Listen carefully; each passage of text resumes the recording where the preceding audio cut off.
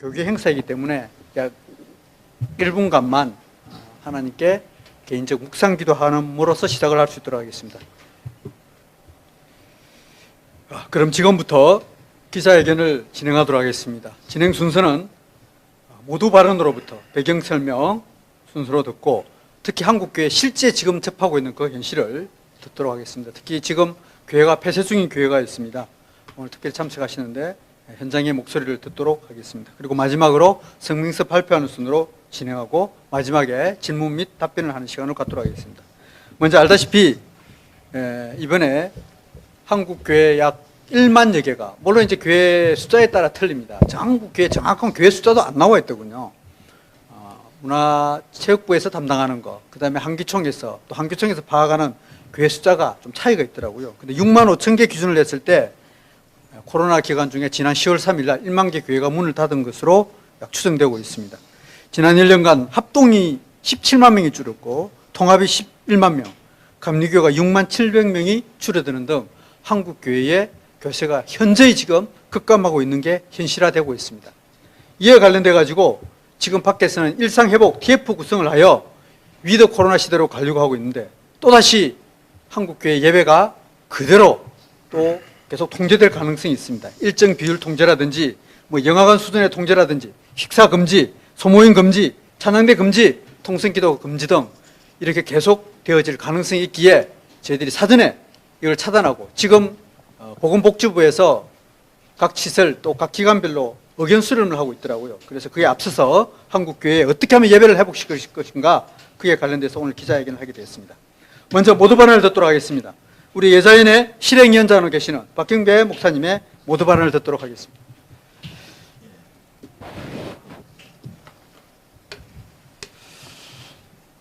먼저 바쁘신 가운데도 기자회견의 자리에 함께하여 주신 우리 기자님들께 진심으로 감사를 드립니다. 요즘에 와서 참 언론의 중요성과 또 언론의 영향력을 절실하게 느끼게 됩니다.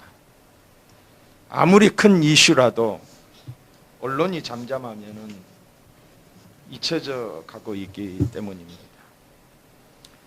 저는 이 시간 참담하고 안타까운 심정으로 이 자리에 섰습니다. 이 코로나 기간을 지내면서 한국교회는 초토화가 되었다. 교회에서 예배를 드리지 못하는 것이 어찌 작은 일이겠습니까? 교회의 생명줄을 끊어놓는 것이나 마찬가지라고 생각합니다. 교회는 교회의 본질을 포기해버린 것이지요.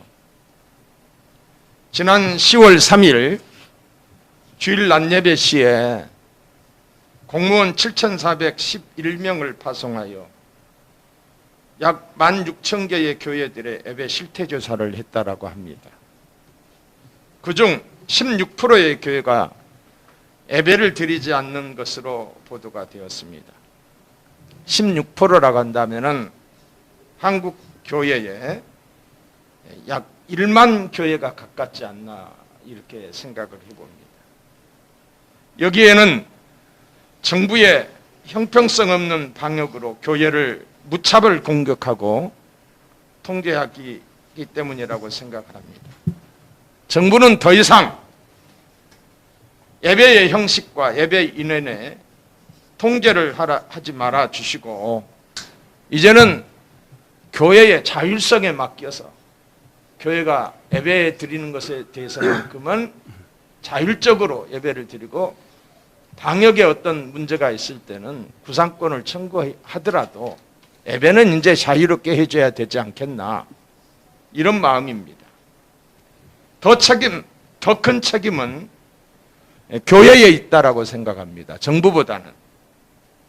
어떤 희생이 있어도, 어떤 고난이 있어도 교회는 교회의 본질을, 예배를 지키기 위하여 희생을 감수해야 하는데 그렇지 못하고 정부가 하자는 대로 지금까지 끌려왔습니다.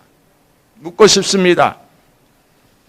한국교회 대표기관의 대표님들이 예배를 위하여, 예배 회복을 위하여 그동안 무슨 일을 했는지 묻고 싶습니다.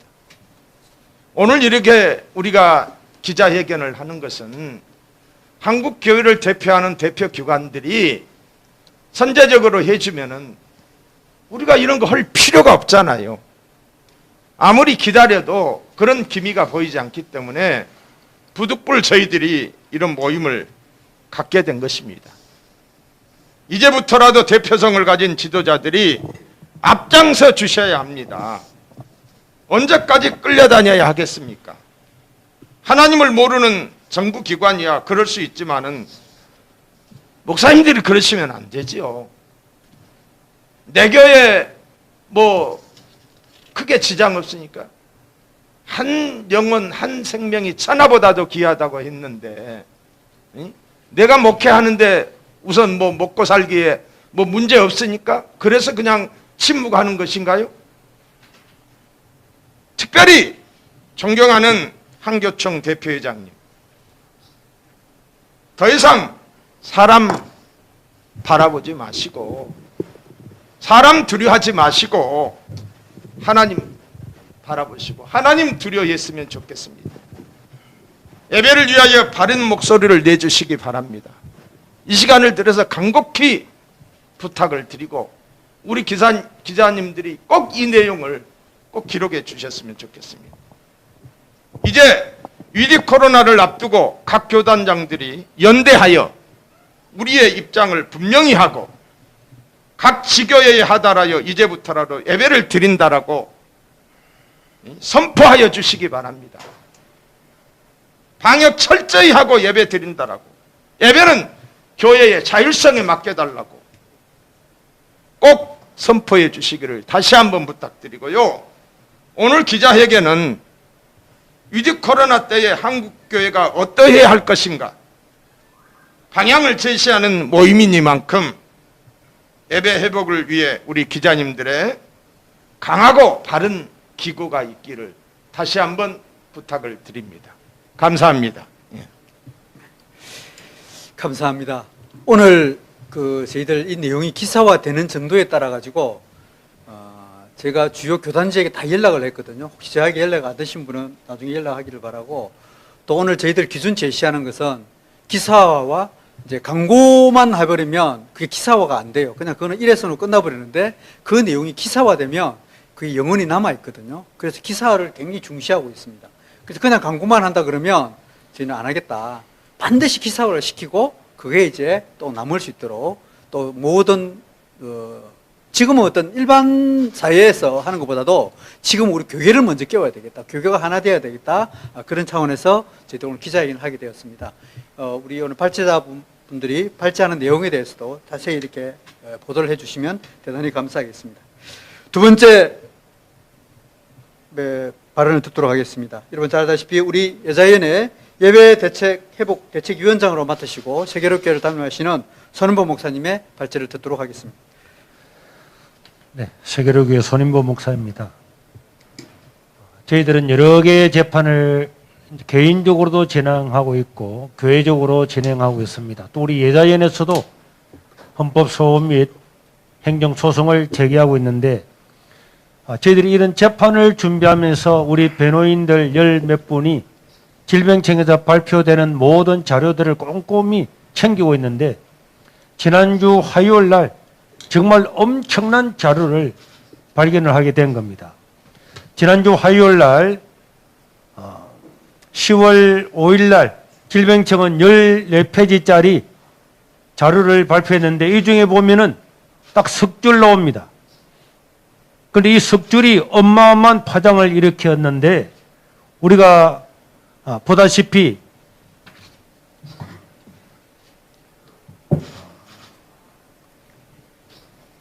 정부는 우리 개신교회가 64,169개로 파악을 하고 이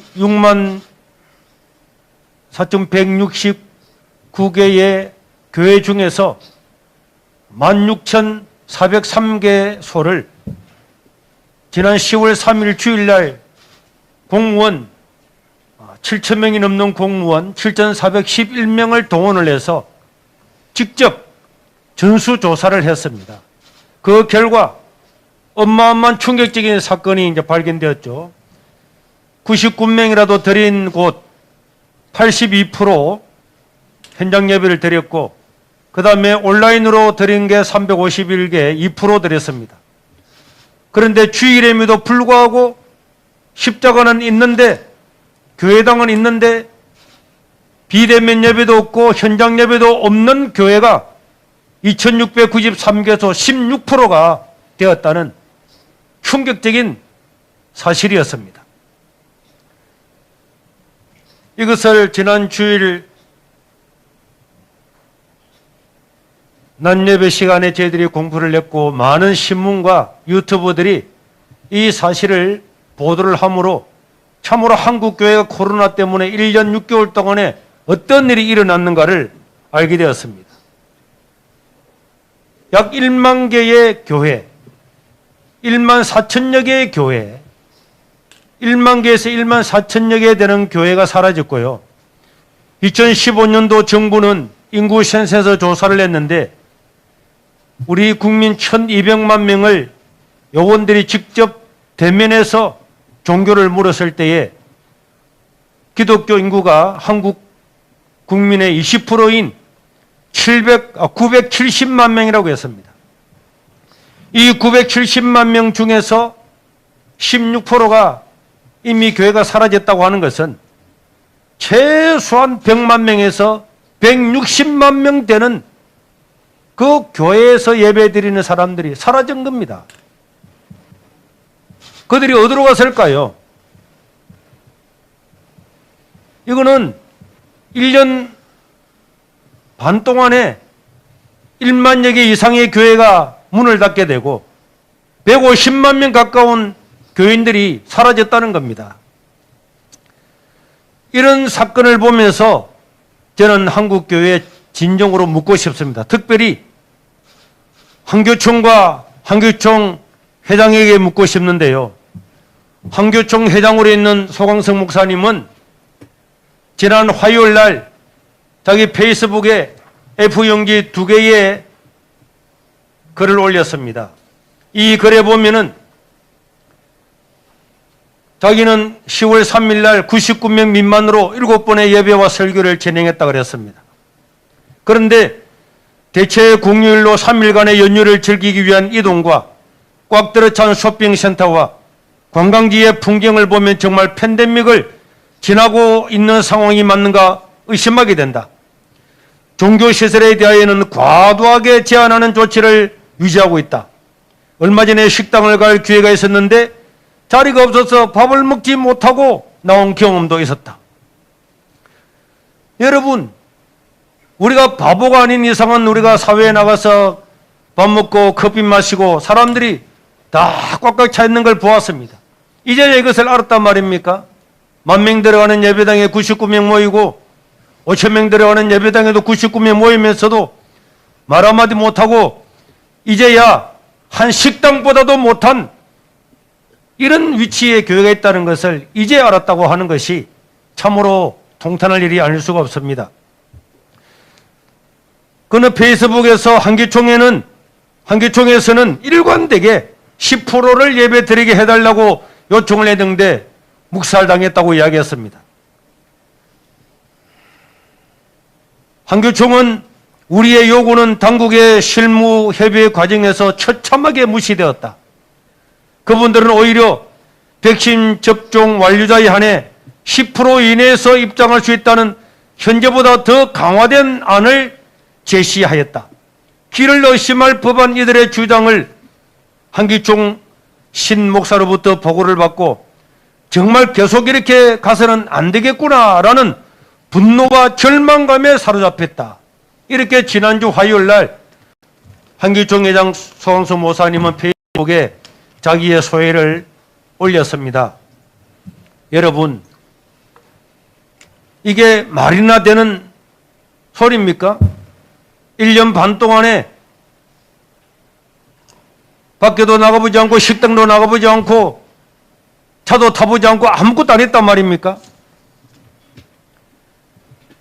성도들은 벌써 알고 저항을 하고 있는데 한국교회를 자칭 대표한다고는 한기총이 이렇게 무기력하게 있다고 하는 것은 이 한기총은 한국 교회의 수치가 아닐 수가 없습니다.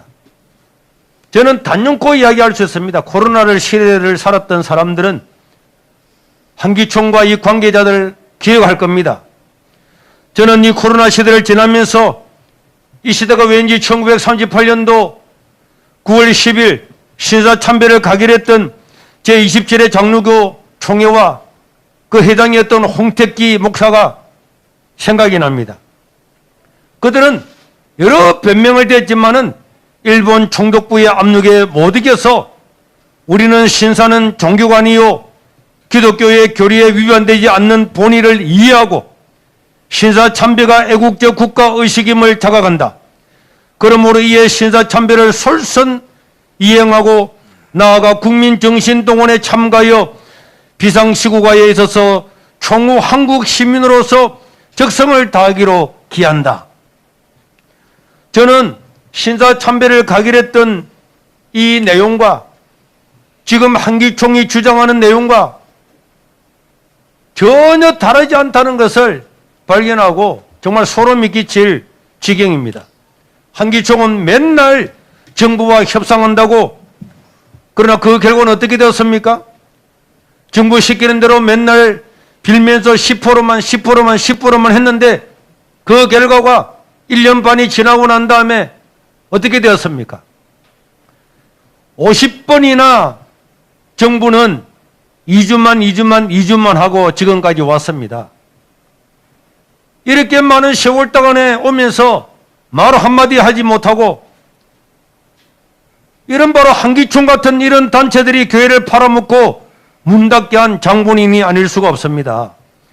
정부를 향해서 성명서 하나 발표하지 못하고 우리 예자인에서도 탄원서를 내어서 예배드리게 해달라고 탄원서에 성명 한번 해달라. 성명도 하지 않고 있습니다. 어떻게 이게 기독교를 대표하는 단체라고 할 수 있습니까? 한기총은 두고두고 신사참배와 다를 바 없는 한국의 수치가 될 거고 이 관계자들은 그런 신사참배를 가결했던 사람들과 다를 바 없도록 역사에 남을 거라고 생각합니다. 제가 서울에 올라간다고 하니까 어떤 사람이 이런 말을 했습니다. 한기총 같은 사람들은 공산당이 몰려와도 협상한다고 떠들면서 결국은 무릎을 꿇고 머리를 숙일 사람들이다. 정말 양심이 있으면 지금이라도 예배 회복을 위해서 함께 해야 될 겁니다. 우리나라 기독교 지성을 자칭하고 있는 손봉호 장로는 작년에 우리나라 정부가 작년 12월 31일까지 종교 전체 확진자가 8.4%였습니다.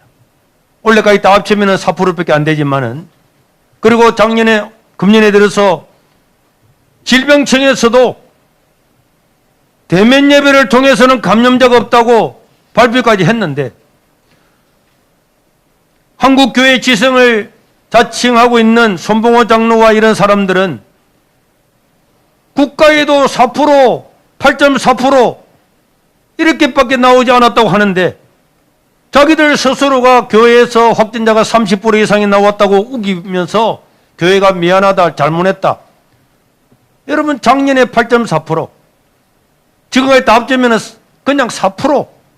이게 모든 종교에서 나온 건데 어떻게 해서 이 사람들은 정부가 발표를 한데도 불구하고 자기들이 8배, 9배 부풀려가지고 30% 이상이 교회에서 나왔다면서 미안합니다, 죄송합니다. 이거는 있을 수가 없고, 손봉호 장로는 작년 부활절을 앞두고 부활절에 모여 예배드리면 하나님께 반역이라고 이야기했습니다. 이 이야기를 듣고 배우 정의성은 부활절에 교회에 들어가면 못을 박아서 크리스마스 때 풀어주자라고 예배드리는 교회들을 조롱했습니다.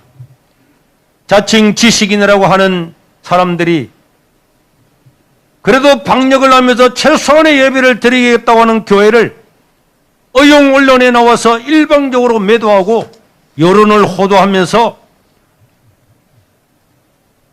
예배를 드리게 하지 못하고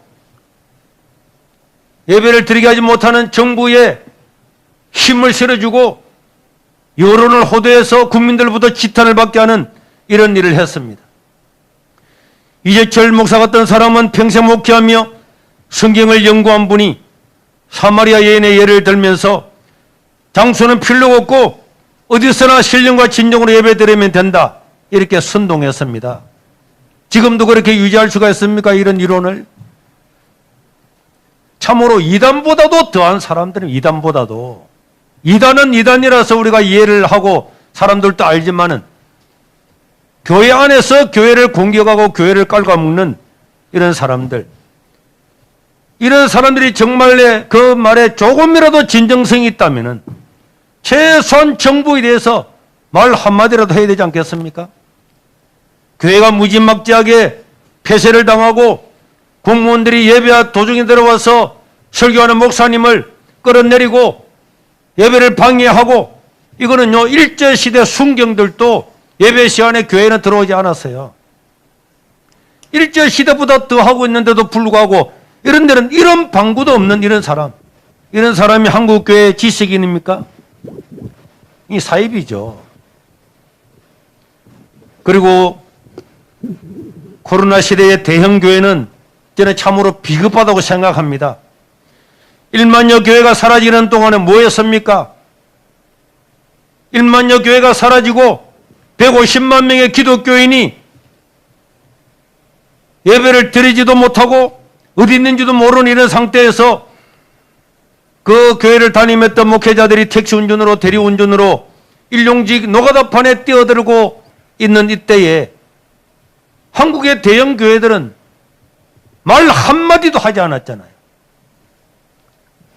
예배 드리게 해달라고 말 한마디도 하지 않고 10,000명 모이는 교회 19명 들어와라 그래도 번호표 빼봐서 19명 들어가고 99명 들어오라 그러면 99명 들어오고, 이게 동물원의 원숭이나 코끼리처럼 이게 교회입니까?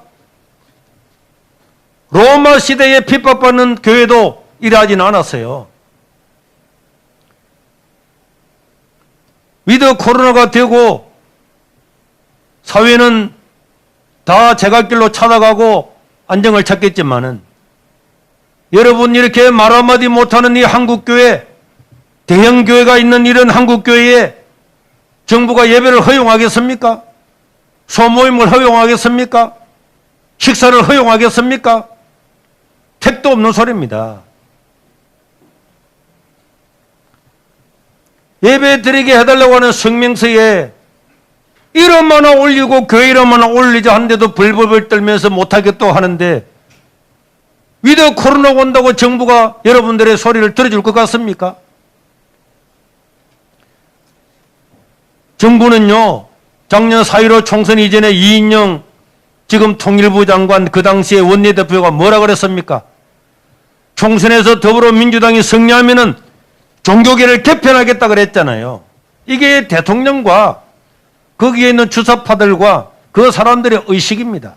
하나도 안 달라졌고, 코로나를 맞이해서 아주 적절하게 해서 그 결과가 1년 반 동안에 150만 명의 교인이 사라지고, 1년 더 가면은 300만 명, 400만 명이 사라지고 청소년들이 시가 마를 겁니다. 정부는 잠시 정권을 잡았다고 교회만 특정하게 압박을 하고, 부산에도요, 우리가 예자연에서 감자 청구를 하면서 놀라운 걸 발견했어요. 교회만 특정해서 예배를 못 드리겠습니다. 다른 종교 다 드리게 하고, 서울에도 작년 9월 22일 날 교회만 예배를 못 드리겠어요. 이렇게 기독교를 탄압했지만은 기독교는 어려울수록 더욱더 굴하지 않고 일어날 겁니다. 그러나 한 줌도 안 되는 정권을 가지고 건세를 부리는 당신들은 반드시 심판을 받게 될 겁니다. 이번 거리두기 개편과 위드 코로나에서 또 한 교회를 편파적으로 욕을 보인다면은 우리는 독립운동하듯이 일어나가지고 정부를 당할 겁니다. 정부는 명심하고 당연히 우리가 누려야 될 예배, 그리고 온 국민이 한마음이 되어서 코로나를 극복할 수 있도록 해야지 어느 한 특정 단체만 불이익을 주고 압력을 가하고 억누르고 해서 자기들의 목적을 성취하려고 한다면 반드시 그 대가를 지불하게 될 겁니다.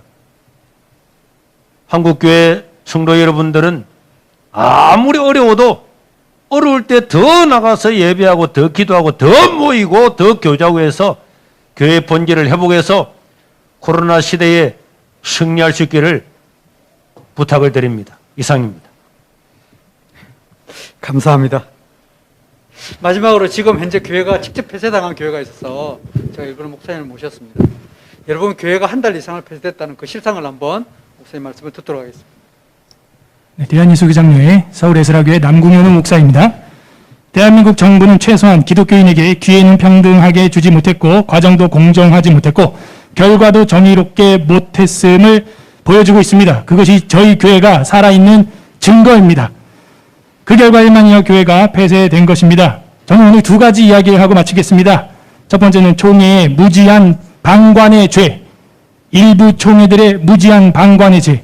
두 번째는 국가의 무지한 헌법 파괴와 직권 남용의 죄에 관하여 이야기를 하겠습니다. 첫 번째, 국가는 정교 분리의 원칙과 비례 원칙을 위반한 죄를 지속해서 범하고 있습니다. 헌법 20조에는 1항에 모든 국민은 종교의 자유를 가진다.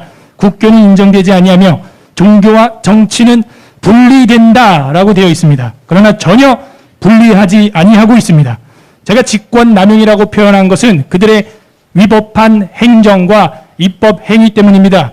제가 겪고 있는 것을 말씀드리겠습니다. 이른바 이 직권 남용은 엿장수 감염 예방법의 정부의 행정 태도입니다.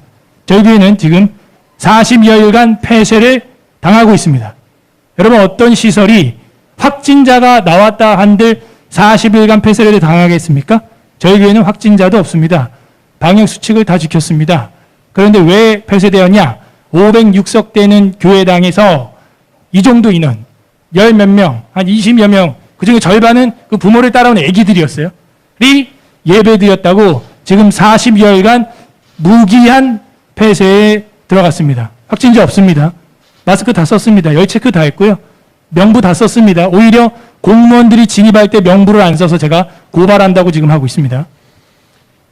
40여일간 폐쇄당에 있어서 저희가 답답해서 서울행정법원에 집행정지 가처분 신청을 했고 2주 전에 판사는 황당하다는 입장을 내놨습니다. 뭐냐면 교회 폐쇄하는 법안은 있는데 해제하는 법이 없는 것을 이번에 발견하게 됐어요. 판사가 깜짝 놀라면서 이마에 손을 얹고 뭐라 그랬냐? 이거 어떡하지? 이게 지금 행정 실태인 거예요. 교회를 폐쇄하는 법은 있는데 해제하는 법이 없으니 이게 엿장수 감염 예방법이라는 겁니다. 3차례 이상 판사가 물었습니다. 주무관한테, 그 공무원한테, 영등포구청 공무원한테, 변호사한테. 그럼 저 교회는 어떻게 하면 해제할 수 있냐? 그 해제위원회들이 모여야 된대요. 그 해제위원회가 누구냐? 경찰서장, 구청장, 소방서장. 그 사람들이 다 모여야 해제할 수 있는데 바쁘셔서 스케줄이 안 돼서 계속 폐쇄 중이라는 겁니다. 한 교회에 회복할 수 없는 피해를 이렇게 가하면서 자신들의 스케줄 때문에 폐쇄를 연장하고 있어요. 심지어 한 공무원은 저에게 전화해서 이랬습니다. 목사님, 열흘 정도면 보통 폐쇄 해제가 되니까 조금만 참으세요. 알겠습니다. 열흘이 지났는데 폐쇄가 안 됐어요. 왜 그럽니까? 추석이 꼈어요, 목사님. 추석 휴가를 가야 돼요, 우리가. 당신들 휴가 때문에 우리 교회 폐쇄하는 걸 연장시키는 게 타당한 이야기입니까? 좋아요. 폐쇄하세요. 그리고 저희는 카타콤 예배 여기저기 돌아다니면서 예배 드렸습니다. 추석이 지났습니다. 그리고 나서 9월 말에 저희가 교회당에 나와서 예배했더니 목사님 아직도 폐쇄예요. 여기 오시면 안 돼요. 이래요. 저희 교회에 왔는데. 그래서 제가 지금도 안 가요. 그리고 법원에 가서 이 이야기를 다 했는데 판사가 아니 어떤 시설이 40여일간 폐쇄하는 법률 규정이 있냐. 운영 폐쇄도 운영정지도 10일밖에 안 돼요. 법적으로. 2번 운영정지당해도 20일밖에 안 됩니다. 3번 운영정지당해도 3개월이에요. 저희는 한 번 운영정지당하고 바로 영구 폐쇄 무기징역이 들어간 거예요. 판사가 얼마나 황당한지 결정문을 못 썼어요. 아직도 저희 소송은 결정문이 안 났습니다. 그리고 판사가 1시간 동안 변론을 했어요. 세상에 무슨 가처분을 1시간 떠들어요. 가처분 보통 20분이면 끝나거든요. 답이 안 나오는 거예요. 이 나라의 법이 이 모양 엿장수 감염 예방법 때문에. 자기들 자르고 싶은 길이에서 엿을 자르는 겁니다. 그래서 판사가 지혜롭게 판결을 유보하면서 하는 말이 이 10월 말까지 영등포 구청은 해제를 하기 위한 위원회를 소집하고 그 결정을 통보하라 하고 결정문을 쓰지 않은 채 보류된 채 지금 있습니다. 지금 이 10월 달이 지나가고 있는 거예요. 서울행정법원 판사의 입에서 이거 어떡하지라는 말이 나올 정도의 입법과 행정을 하고 있는 게 대한민국 민주주의의 현실이고 이것은 진보가 아니요 퇴보입니다. 과연 이것이 징역 2년 혹은 2천만 원 벌금을 받을 만한 일입니까? 이 상황에서 제가 한 주만 더 예배드리면 징역 2년이래요. 징역 2년. 김경수랑 똑같아요, 제가. 대한민국 국기문란과 불법 선거를 한 거랑 똑같은 형을 받아요. 이게 비례 원칙에 위반된다는 것입니다. 예배드린 것이 어떻게 2년형이 나옵니까? 벌금이 2천만 원이니까 나오지 말라 이거예요, 저보고. 제가 그 판사의 결의가 아니었으면 저는 그냥 나가고 감옥 갔습니다. 그리고 그거 뉴스에 내보내려고 그랬어요, 저는. 제가 들어가는 걸. 구청은 위원회를, 교회 해제를 안 하기 위하여 일부러 모이지 않고 있습니다. 골프 부킹이 잡혔어 봐요. 바로 갔죠, 그냥. 제가 다른 곳에서 예배를 드리면서 슬픈 소식을 들어요. 저희 교회 앞에서 새 가족들이 전화가 와요. 저 이 교회 처음 왔는데 목사님 오늘 예배 없나요? 죄송합니다. 폐쇄당했습니다. 그 영혼은 어디로 가나요? 얘기 들어보면 교회를 매주 나갔던 분도 아니에요. 10년 만에, 20년 만에 소문 듣고 건강한 교회라고 해서 어떤 전도사님 추천으로 왔다는 거예요. 가이사의 것은 가이사에게, 하나님의 것은 하나님에게 드려야 되는 것입니다. 어찌 정부가 교회의 일에 감나라 배나라 이야기를 한단 말입니까? 그거는 헌법 위반이고 엿장수 장사를 하고 있는 것입니다. 두 번째, 총회의 위선과 방관의 죄에 대하여 전 이야기하고 마치겠습니다. 이번 대한예수장로회 합동, 전 합동 총회 소속 교회입니다. 총회는 헛발질하는 총회였습니다. 이른바 축구할 때 개발질이라고 하죠. 개발질하는 총회였어요. 지식이 없음으로 망하는 겁니다. 오바댜 1장 2절에서는 그 재앙의 날에 방관할 것이 아니며 라고 해서 방관도 죄라고 분명히 구약성경에 명시하고 있습니다. 총회 회의가 유튜브 총회 TV에 떠 있으니까 여러분 보세요. 합동 측 106회 총회 4시간 25분 46초경에 나오는 전남노회 헌의안, 신학부의 헌의안인데 급변하는 시대 코로나19 여파로 예배당에 모여 예배할 수 없는 여건이 되어 현장 예배와 온라인 예배를 드리는 현실 가운데 신학적으로 예배 모범을 제시해 줄 것을 전남노회에서 헌의안을 올렸습니다. 그래서 교수들과 연구를 하여 답이 나왔는데 답이 이거예요. 온라인 비대면 예배에 관하여서는 대면 예배를 올바른 예배의 기본으로 하고 비정상적 코로나 상황에서는 제한적으로 비대면 예배를 활용할 수 있다고 결의한다. 해서 단 10초 만에 그게 딱 넘어갑니다. 아무런 토론도 없이. 좋아요. 비상시에는 그렇다 쳐요. 근데 이걸 우리가 비상시를 보는지도 의문이 많죠. 앞서 우리 패널들이 발표한 대로 통계상 이거는 비상시라고 볼 수가 없는 거예요. 제가 여기서 문제 삼는 건 이 내용을 문제 삼는 게 아닙니다. 총회는 뭘 다루지 않았어요? 국가가 총회의 예배의 모범과 형태와 예배 모양과 예배 예전과 예배 인원을 정할 수 있냐? 이걸 다뤘어야죠. 무슨 뭐 인터넷 예배가 되냐 안 되냐 이걸 다루고 넘어가면 어떡합니까?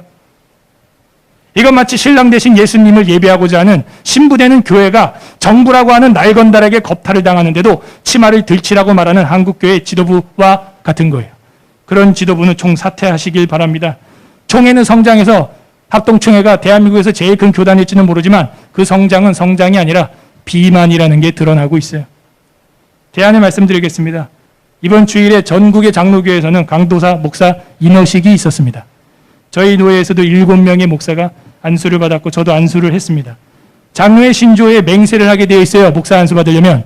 장로의 신조 2번에 맹세문의 두 번째가 이겁니다. 웨스트민스터 신도개요소 대요소의 문답은 신약 성경과 구약 성경을 교훈한 도리로 총괄한 것으로 알고 성실하게 마음으로 받고 믿고 따르겠습니까? 네, 해야 머리에 안수 줘요. 그 웨스트민스터 신앙고백서 21장 1항에 이렇게 있습니다. 참되신 하나님을 예배하는 합당한 방법은 그 자신이 친히 정해 주셨으므로 그 자신이 계시된 뜻 안에서 한정돼 있지 사람들의 상상이나 고안이나 사탄의 지시를 따라서 어떤 가견적인 구상을 사용하거나 성경에 규정되어 있지 않는 다른 방식으로 하나님을 예배할 수가 없다. 성경에 어디 인터넷 예배가 있어요? 제가 병원에 중환자실에서도 생활을 한 달 했었는데 중환자실에 있는 환우들도 산소통 메고 보호자가 침대에 밀어가지고요 예배당에 내려와서 예배드립니다. 그 사람들이 어리석어서 그렇게 모이겠어요? 북한과 중국도 지하교회에서 사람들이 모여서 예배드립니다. 인터넷이 없어서 그렇게 모이는 게 아니에요. 예배론이 안 돼 있다는 것입니다. 웨스트민스터 신앙고백서 23장 3항에는 공무원들은 말씀과 성례 집행하는 일이나 하늘나라 열쇠의 권한을 떠맡아서는 안 된다. 이렇게 돼 있어요. 또한 적어도 신앙의 문제를 간섭해서는 안 된다. 이게 웨스트민스터 신앙고백서 23장 3항이에요. 적어도 신앙의 문제에 있어서는 간섭하면 안 돼요. 여기다가 맹세하고 이번 주에 전국 장로교 목사들은 다 안수받았습니다. 어떻게 할 거예요? 맹세했잖아요. 맹세. 하나님 앞에 맹세까지 해놓고 뭐 하는 겁니까?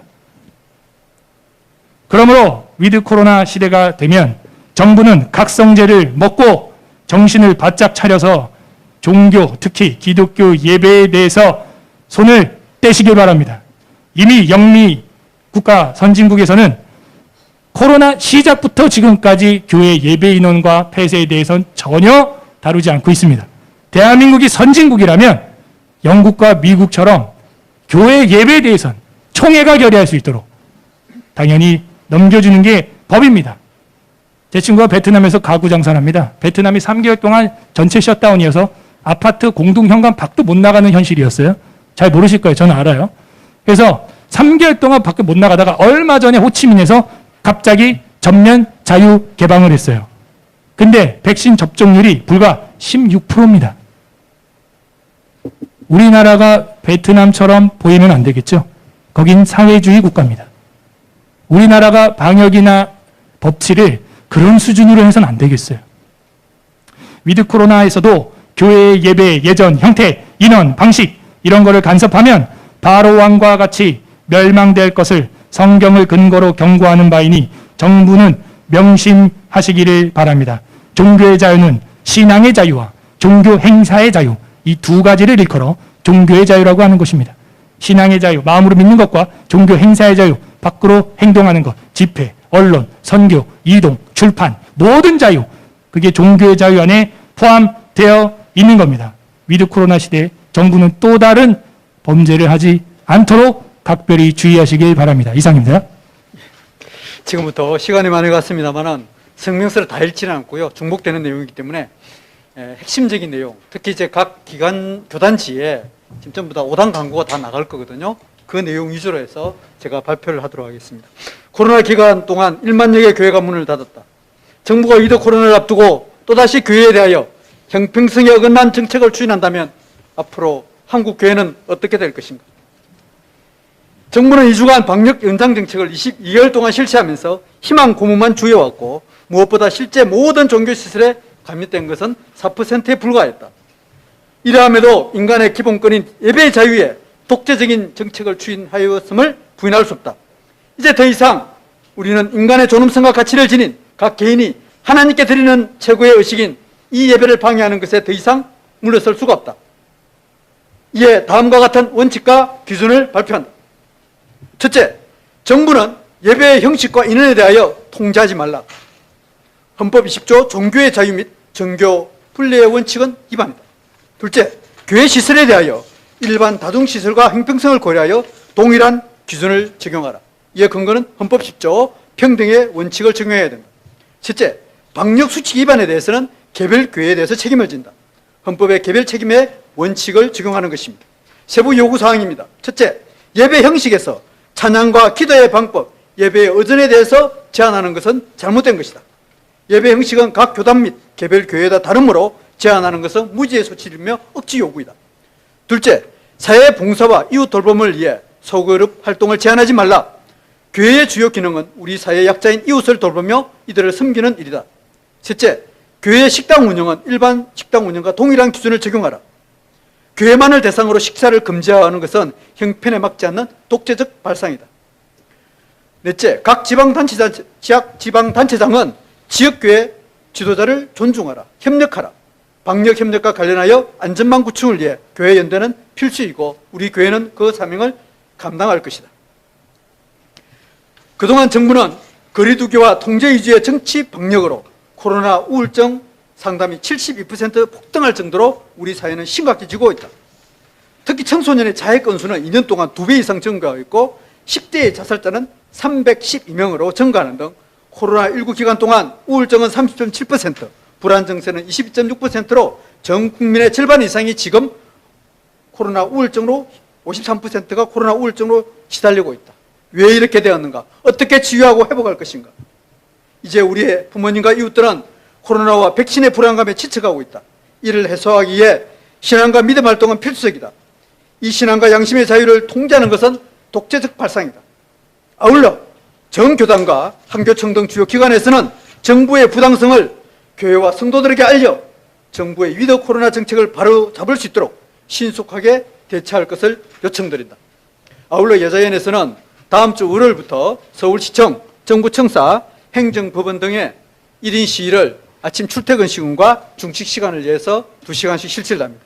아울러 오늘 우리가 주장한 것에 대해서는 전문가, 의료계, 법조계, 또 우리 교수계, 신학계의 의견을 들어서 세미나를 하려고 하고 있습니다. 오늘 저희들이 발표하는 이 내용은 저희 여자위원회 지금 총 함께 하겠다는 교회가 한 1,500여 교회가 이제 좀 합류를 했습니다. 지난 700여 교회에 있다가 다시 MOU도 체결하고 한 1,500여 교회가 되는데 특히 저희가 제 성명서 마지막에 대형교회 위주로 지역교회 중심으로 해서 좀 더 명단을 포함시켜 놨습니다. 헌법소원 및 행정소송과 탄원서로 참여한 주요 교회가 고신총회 외에 여의도 순복음교회 영호 목사님 등 이렇게 약 40여 개 교회를 포함시켜 놨습니다.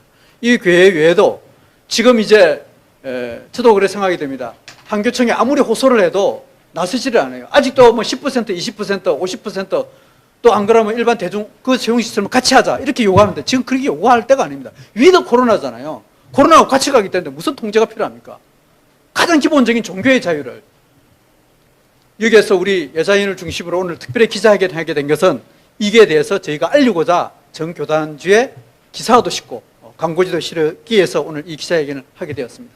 다시 한 번 더 우리 오늘 실행위원장님과 하신 말씀, 결혼 말씀 듣고 기자회견 질문 받으면서 오늘 기자회견을 마치고자 합니다. 우리 모두 발언 더 이상 하실 거 있으면 하시면 없습니다. 또 다른 말씀? 다른 하신 말씀 없습니까? 우리 그러면 기자, 예. 부장님, 마이크 좀 주십시오.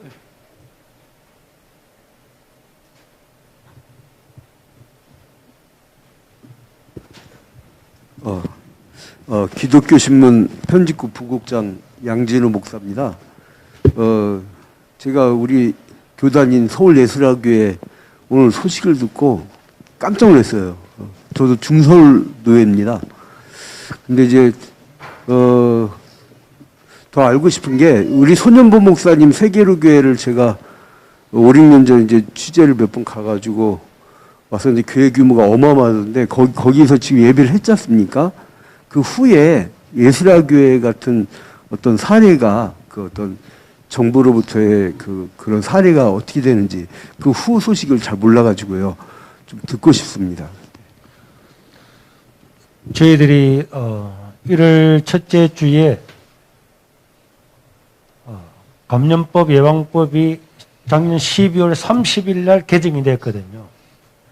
그 49조 1, 2항이 예배를 드리면 경고를 하고 경고를 해도 그 다음 예배 드리면 10일 운영 정지를 하고 10일 운영 정지를 했는데도 예배를 드리면 무기한 폐쇄입니다. 아까 전에 우리 목사님 말씀드렸죠. 무기한 폐쇄거든요. 그리고는 십자가라든지 교회 표지를 뜯겠다 하는 것이 그 감염법 49조 1, 2항입니다. 그래서 저는 그럼 뜯어봐라 하고 했더니 이제 결국은 이제 폐쇄가 되었죠. 폐쇄가 되었지만 그 다음날 저희들이 추운 겨울에 잔디밭에서 예배를 드렸고 그때는 어마어마하게 많은 사람들이 비난을 했는데 그 다음날 공무원들이 찾아왔더라고요. 예배를 드리라고. 그 내가 너무 황당해서 어제는 잡아 죽일 것처럼 하고 온 언론이 다 와서 매도를 하더니 오늘은 예배 드리라는 게 무슨 소리냐.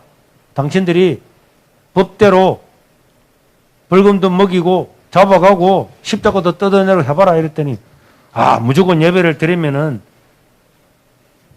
예배를 드리라고. 그래 자기들 그날 해제해버렸어요. 나중에 이제 우리 여자인에서 이제 그런 것들을 해보니까 자기들이 했던 것들이 잘못됐다는 것이 드러나고 그래서 취소를 하게 된 거거든요. 자기 법을 잘못 적용했다는 것을 자기들이 공식화했고 그리고 저희들은 그때부터 4단계든 2단계든 굴하지 않고 계속 지금까지 예배를 드리고 뭐 이 방송 듣고 누가 고발할지 모르지만 우리는 우리 장로님도 와 계신데 우리는 예배 드리고 소모임하고 식사 다 합니다. 잡아라 그러면 잡아가고 알아서 하세요. 제가 거기서 추가적으로 조금만 말씀을 드리겠습니다. 초기에 정부 방역에서 가장 심하게 조치한 것이 부산 지역입니다. 한반도 방송의 전태석 대표입니다.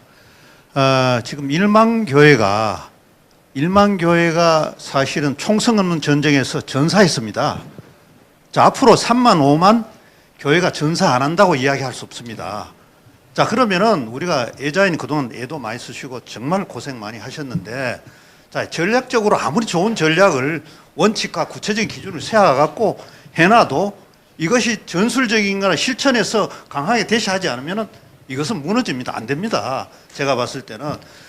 지금 잣대가 평등한 잣대가 아니에요. 저 동쪽에서 코로나가 걸려갖고 많은 그 다중이용시설이나 뭐 직장, 회사, 병원, 요양시설 걸려 있는데 교회는 서쪽인데 피해는 서쪽에를 지금 당하고 있어요. 동쪽을 치는데 서쪽에 당하고 있다는 거죠. 자, 이걸 그냥 갈 수 있느냐. 자, 1인 시위만 해가 되겠느냐. 막말로 뭐 예를 들어서 지금 대선 후보들 나와 지금 5달 동안 죽기 살기로 뭐 붙들고 난리인데 기독교인도 있고 한데 거기다 물고 이거 좀 교회가 지금 전사하고 교회가 사망하고 난리인데 이것 좀 해달라고 다리라도 붙들어야 될 거고 안 되면 전국을 순회하면서 교단장을 전부 불러다가 뭐 공청회를 하든지 뭘 해갖고 이걸 여론을 더 확대시켜 갖고 치고 나가야 되는데 이런 부분이 우리가 전략은 있어도 전술적인 강한 대시가 부족하지 않느냐. 아까 말씀한 합동교단 같은데 말을 안 듣는다. 여기 뭐 합동 뭐 기독신문 오셨죠. 없고 뭐 또 새로 총회장 바뀌고 이런데 이런 것을 강하게 치고 나가는 그런 어떤 전술적인 면이 필요하다고 제가 생각드는데 그 부분에 대해서 우리 각경계 우리 또 신랭이 위원장님 아유 감사합니다. 예.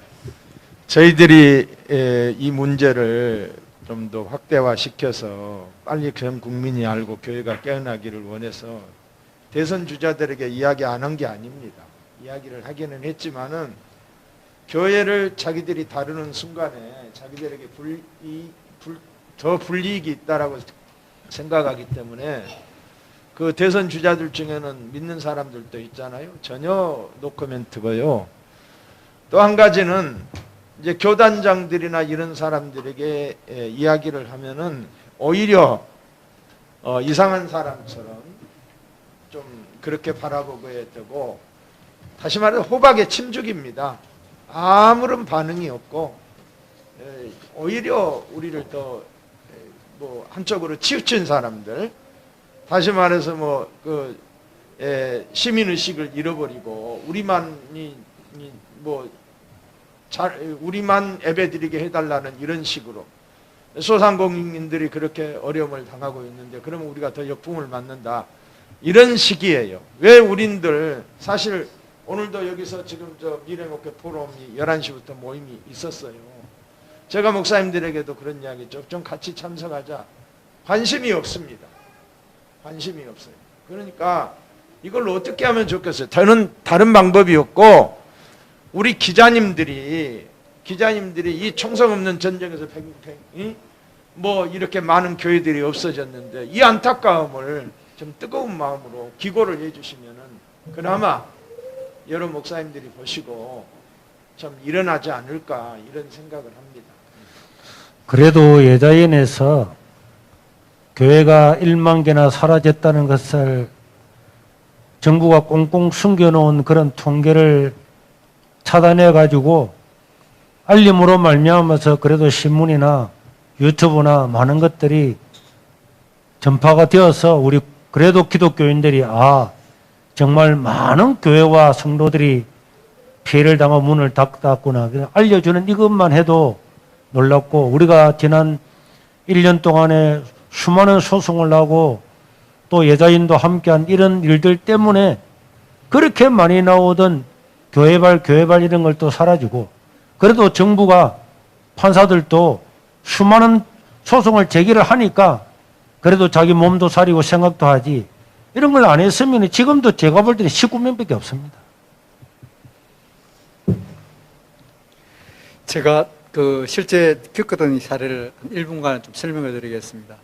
제가 이제 그 국가인권정책 기본계획에 대해서 문제점을 제기하다가 정부 고위 국장을 만날 기회가 있었습니다. 제가 이제 시민단체 대표로, 제가 이제 목사인 줄 모르고 그분이 이제 이런 이야기를 하더군요. 자, 교회 저것들은 타협의 대상이 아니야. 실제 제하는 것은 한 3% 정도밖에 안 돼. 나머지 뭐 종교인들 19%, 25% 이야기하지만은 실제 움직이는 3%밖에 안 돼. 그래서 저보고 그러더군요. 이쪽에 있는 그 당시 촛불 끝나고 날 때 촛불은 10%인데 이 3%인데 정부가 어느 쪽의 말을 듣겠느냐고 판단해보라고요. 정치인들은 표에 대해서 움직이는데 3%에 가겠느냐 10%에 가겠느냐. 제가 그 소리를 듣고 너무 충격이 되더라고요. 제가 그래서 그런 말을 했습니다. 그래도 국장님 3%의 소금물이 있기 때문에 바닷물에 소금이 있기 때문에 바닷물이 썩지 않습니다. 그 말하고 말았거든요. 지금 그네들이 우리가 교회가 단합하지 않기 때문에 이런 문제가 생기는 겁니다. 한교총에서도 좀 이런 말 하기는 조금 우리 스스로 아까 그렇지만요, 우리 예자인의 활동에 대해서 탐탁지 않게 생각하시는 분이 있습니다. 아까 뭐 나왔지만은 왜 그렇게 하느냐, 우리가 할 텐데 우리가 단합하지 않고 우리가 뭉치지 않기 때문에 정부가 무시하고 자기들 마음대로 꺾고 나가는 거거든요. 아까 우리 말씀하셨던 것처럼 여기 오신 소수의 언론이라도 정직을 외치고 진실을 외치고 그래도 외친다 그러면 한국 교회는 그래도 희망이 있을 것이라고 보이집니다. 예, 다른 거 없으면 우리 여기에 크리스찬 아니신 분이 한 분도 없는 것 같은데 우리 기도 한번 하고 소목사님 기도 한번 해주시고 마치겠습니다. 자비로우신 우리 하나님 아버지, 1년 반 동안에 한국교회는 엄청난 피해를 당했습니다. 이제 우리가 다시 심기일전하여서 교회를 세우고 이 나라 민족을 선도해 나가는 교회가 될 수 있도록 도와주시고, 하나님이 보호하사 대한민국 만세 될 수 있도록 도와주시옵소서. 아멘. 예수님 이름으로 기도드립니다. 아멘. 수고하셨습니다.